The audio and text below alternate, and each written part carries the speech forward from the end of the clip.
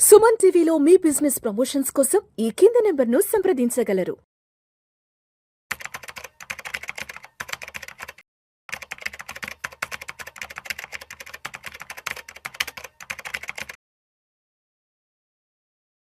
అనిల్ గారు నమస్తే సార్. నమస్తే అండి.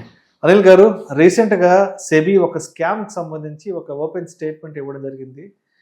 కొంతమంది కొన్ని కంపెనీల్లో సిఇఓలని, ఎండీలని డైరెక్టర్లుగా చెప్పుకుంటూ కొంతమంది కొన్ని ఆర్థిక నేరాలకు పాల్పడుతున్నారు, ఫైనాన్షియల్ స్కామ్స్కి పాల్పడుతున్నారు అంటూ కూడా సెబీ చెప్పడం జరిగింది. అదేదో బాస్ స్కామ్ అంట. ఏంటి అసలు ఈ బాస్ స్కామ్ అంటే? ఈ బాస్ స్కామ్లో జరుగుతున్న ఆర్థిక నేరాలు ఏంటి అసలు? దీనికి సంబంధించి గైడ్ లైన్స్, జాగ్రత్తగా ఉండాలని సెబీ ఏం చెప్పింది? సో బాస్ స్కామ్ అంటే పేరులోనే ఉంది. సీనియర్ మేనేజ్మెంట్ పేరు చెప్పుకొని సిఇఓలు కావచ్చు, సిఎఫ్ఓలు కావచ్చు, సీనియర్ జనరల్ మేనేజర్లు కానివ్వండి, ఆర్ అదర్ ఎగ్జిక్యూటివ్స్ పేరు చెప్పుకొని ఏంటంటే ఫైనాన్స్ టీమ్కి అర్జెంటుగా డబ్బులు ట్రాన్స్ఫర్ చేయని చెప్పి ప్రెషర్ పెట్టి స్కామ్ చేస్తూ ఉన్నారు ఫ్రాడ్స్టర్స్.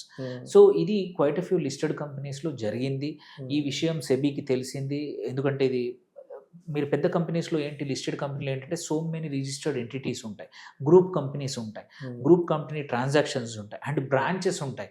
ఫైనాన్స్ టీమ్ ఎక్కడో కూర్చుంటుంది, గ్రూప్ కంపెనీస్ హెడ్స్ ఎక్కడో కూర్చుంటారు, సీనియర్ మేనేజ్మెంట్ టీమ్స్ ఒకరిద్దరు కాదు 100 మంది ఉంటారు.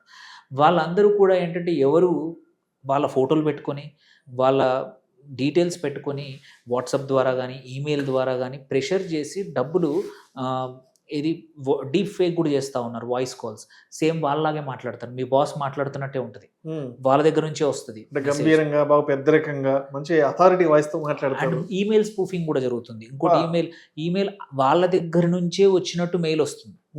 మీకు అంత స్ట్రాంగ్గా ఉండే వరకు ఫైనాన్స్ టీం ఎక్కడో కూర్చుంటుంది వాళ్ళు. సో వాళ్ళు ట్రాన్స్ఫర్ చేస్తూ ఉన్నారు. జస్ట్ ఇది వచ్చే ముందు చిన్న 2-3 ఎగ్జాంపుల్ చెప్తాము, తర్వాత సెబీ ఏం చెప్పిందో చెప్తాను. రీసెంట్గా జరిగిన కొన్ని ఇట్లాంటి పెద్ద పెద్ద బాస్ స్కామ్స్ చూస్తే, ఢిల్లీలో ఒక కంపెనీని ఫ్రాడ్స్టర్స్ ఏంటి సీనియర్ ఎగ్జిక్యూటివ్స్ పేరు చెప్పి వాట్సాప్ ఐడెంటిటీస్ ఫేక్గా క్రియేట్ చేశారు. సో అండ్ చేసి అర్జెంట్ ట్రాన్స్ఫర్ తొందర పెట్టి 7 కోట్ల రూపాయలు మల్టిపుల్ అకౌంట్స్కి ట్రాన్స్ఫర్ చేయించుకున్నారు, 7 crores. This is one example. హైదరాబాద్లో చూద్దాం. రీసెంట్గా ఒక సైబర్ ఫ్రాడ్స్టర్స్ ఏం చేశారు, సిఇఓ ఫోటోని పెట్టుకున్నారు, కంపెనీ సిఇఓని పెట్టి వాట్సాప్ డిస్ప్లే పిక్చర్గా పెట్టుకొని వాళ్ళ కంపెనీ అకౌంట్ని ట్రిక్ చేసి 1.2 crore రూపీస్ని మల్టిపుల్ అకౌంట్స్కి ట్రాన్స్ఫర్ చేశారు. ఇంకొక స్కామ్ పెద్దది. అట్లాగే పూణేలో కూడా రియల్ ఎస్టేట్ కంపెనీ ఒకటి 66 లక్షల మోసం. ఇంకొకటి మనం ఎంపీ మెంబర్ ఆఫ్ పార్లమెంట్ ఆఫీస్కి కూడా ఫోన్ చేసి నియర్లీ 7.8 కోట్ల రూపాయలు మోసం చేశారు. దాంతోపాటు ఇంకొక తెలంగాణలో రీసెంట్గా ఏంటంటే జరిగింది, 4.7 కోట్ల బాస్ ఫ్రాడ్ స్కామ్ జరిగింది. ఇది బియాండ్ 1 సిటీకి కూడా జరుగుతూ ఉన్నాయి. సో ఇవి ఎగ్జాంపుల్స్ 3-4 చెప్పాను, పేరు తీసుకోవట్లేదు. 10 కోట్లకి తక్కువ లేదు, అంటే ఆ లెక్కన 100 కోట్ల రూపాయల గోల్మాల్ జరుగుతుంది, పెద్ద పెద్ద జరుగుతూ ఉన్నాయి. చాలా కంపెనీస్ ఇవి చెప్పుకుంటే ఇబ్బంది పడతారు. సో అందుకే చెప్పట్లేదు. సో అందుకే బేసికలీ ఏంటంటే ఇంపర్సనేషన్ అనమాట. చేసేది ఎవరో బట్ చెప్పేది వీళ్ళు అని చెప్తున్నట్టు చేస్తూ ఉంటారు. సో ఇందులో వాయిస్, ఫోటో, రైటింగ్ స్టైల్ అన్నీ కాపీ చేస్తున్నారు. ఎందుకంటే ఏఐ వచ్చేసింది. ఏఐ ద్వారా నువ్వు ఇవన్నీ కాపీ చేసి, ఈమెయిల్ స్పూఫింగ్ అనేది పాతనే ఉంది.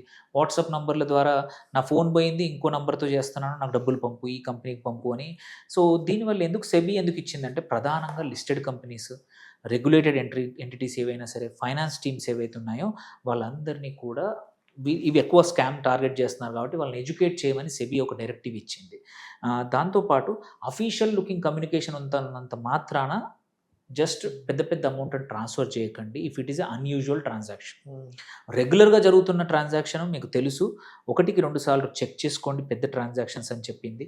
ఈ స్కామ్ ఏంటంటే మొదలు సిఇఓ ఆర్ ఎండి మెసేజ్తో ఏంటంటే ఇప్పుడే ట్రాన్స్ఫర్ చేయమని ప్రెషర్ పెడతారు. నెక్స్ట్ 5 మినిట్స్కి ఇంకో మెయిల్ వస్తుంది, 10 మినిట్స్కి ఇంకో మెయిల్ వస్తుంది. నిన్ను ఆ అకౌంటెంట్ ఎవరైతే ట్రాన్స్ఫర్ చేస్తాడో అతను ఆలోచించుకోకుండా తన బాస్ను గ్యాప్ లేకుండా, అంత టైం ఇవ్వకుండా ప్రెషర్ పెడతారు. ప్రెషర్ పెట్టడం వల్ల ఏంటంటే డబ్బులు పొడగొట్టుకుంటూ ఉంటారు. సో కొన్ని థింగ్స్ ఏంటంటే ఇవి కేవలం లాస్ట్ 20 రోజుల్లో 20 రోజుల్లో 300 పైగా కేసులు Telangana cyber bureau linked report ద్వారా 300 కేసులు ఓన్లీ తెలంగాణలో వచ్చాయంటే దేశవ్యాప్తంగా ఎన్ని ఉన్నాయో లెక్క పెట్టుకోండి. సో నియర్లీ 3-4 కోట్లు ఒక్కొక్క కంపెనీకి పోతూ ఉన్నాయి. సో ఇక్కడ ఏంటంటే కొన్ని చెక్ లిస్ట్ వీడియో చూస్తున్న వాళ్ళు ఏదైనా కంపెనీలో పనిచేస్తుంటే జనరల్గా అవేర్నెస్ కోసం తెలుసుకోవాల్సిన విషయం, ఎప్పుడైనా సరే అర్జెంట్ పేమెంట్ రిక్వెస్ట్ వస్తే మళ్ళీ డైరెక్ట్ కాల్ ద్వారా కన్ఫర్మ్ చేసుకోండి. వాళ్ళకి ఫోన్ చేసి, వాళ్ళకి కాకపోతే ఇంకొకరికి ఫోన్ చేయండి, బట్ కన్ఫర్మ్ చేసుకోండి అర్జెంట్ అని చెప్తే. వాట్సాప్ కానీ ఈమెయిల్ కానీ టీమ్స్ మెసేజ్ ఏవైతే ఉంటాయో యాప్స్ ఉంటాయో ఫండ్ ట్రాన్స్ఫర్ దాని మీద చూసి చేయకూడదు మళ్ళీ ఒకసారి 1-2 సార్లు, ఎందుకంటే వాటి యాక్సెస్ పొడగొట్టుకోవచ్చు. దెన్ అన్నోన్ జిప్ ఫైల్ కానీ ఇట్లాంటి ఫైల్స్ వచ్చినా కానీ 1-2 సార్లు ఆలోచించాలి. అండ్ వర్క్ కంప్యూటర్స్లో వాట్సాప్ వెబ్ లాంటివి ఓపెన్ చేస్తే మాత్రం ఎప్పటికప్పుడు లాగౌట్ ఏపీకే ఫైల్స్ అంటే కూడా మనకు వాట్సాప్ అవి వస్తాయి. అండ్ బాసులు కానీ పెద్ద పెద్ద వాళ్ళు నువ్వు లాగిన్ చేస్తావు ఇది వాట్సాప్ వెబ్ ద్వారా, ఇది అర్జెంట్ అవసరం లేదన్న ఫైల్ ఆక్యుపై చేయడానికి, అది అలా వదిలేస్తే మిస్యూజ్ చేయడానికి చాలా అవకాశం ఉన్నాయి. ఎప్పుడు వేరే వాళ్ళ కంప్యూటర్లో మీరు చేస్తే లాగౌట్ చేయడం ఉత్తమం. 1 నిమిషం ఎక్కువ తీసుకోవచ్చు, బట్ ప్లీజ్ లాగౌట్. సో అట్లాగే ఫైనాన్స్ అప్రూవల్ కోసం మాత్రం ఇది చెక్ ఇన్ సిస్టమ్ ఉంటుందో ఆ సిస్టమ్ ఫాలో కావాలి. 1-2 సార్లు వెరిఫై చేసుకోవాలి, మల్టీ లెవెల్ కన్ఫర్మేషన్ తీసుకోవాలి. ఇవి తీసుకుంటే ఏంటంటే ఈ బాస్ స్కామ్స్ జరగవు. ఎందుకంటే లిస్టెడ్ కంపెనీలో అందరి డబ్బులు ఇన్వెస్టర్స్ డబ్బులు కాబట్టి సెబీ భయపడతా ఉంది. సో ఎమర్జెన్సీ పేమెంట్ రిక్వెస్ట్ వస్తే మాత్రం 1-2 సార్లు కన్ఫర్మ్ చేసుకోండి అది ఫేకా రియలా. రియల్ అయితే వెరిఫికేషన్ చేసుకుంటే, నిజమైన సీఈఓ నుంచి వచ్చింది అనుకోండి మేబీ మోస్ట్ ప్రాబ్లీ డైరెక్ట్ మీకు చేయరు, మీ బాస్కి చేస్తారు. Most of the time boss ద్వారా మీ చైన్ ఆఫ్ కమాండ్ కరెక్ట్ ఉందా లేదా చెక్ చేసుకుంటే మంచిది. అన్యూజువల్ ఏదైనా వస్తే కష్టం. బాస్ క్యాంప్ అనేది దాంతో హ్యాకర్స్ కంపెనీస్లని ఎక్కువగా మోసం చేస్తున్నారు, ఎందుకంటే అక్కడ లేయర్స్ ఉంటాయి, లెవెల్స్ ఉంటాయి. అదే చిన్న కంపెనీలో ఉందనుకోండి టక్కున అకౌంటెంట్ బాస్కి ఓనర్కి ఫోన్ చేస్తాడు, అక్కడ స్కామ్ చేయడం కష్టం. ఎందుకంటే లెవెల్ 1-2 ఉంటాయి, పెద్దగా ఉండదు. బట్ లిస్టెడ్ కంపెనీలో ఏంటి, అకౌంటెంట్ నుంచి సీనియర్ మేనేజ్ మధ్యలో 10 మంది ఉంటారు. సో అక్కడ ఫ్రాడ్స్టర్స్కి ట్రిక్ చేయడము, స్కామ్ చేయడము ఈజీ అయిపోయింది. సో అందుకే బాస్ స్కామ్ అనేది కొత్త సెబీ హెచ్చరించింది. సో సీఈఓ పేరుతో మెయిల్స్ ఏమైనా అర్జెంట్ రిక్వెస్ట్ వస్తే 1-2 సార్లు ఆలోచించుకోండి, లేకపోతే మీ కంపెనీకి మీకే మీ ఉద్యోగానికి ఎసరపడుతుంది, మీ కంపెనీకి నష్టం జరుగుతుంది. Right sir. Thank you so much Anil గారు.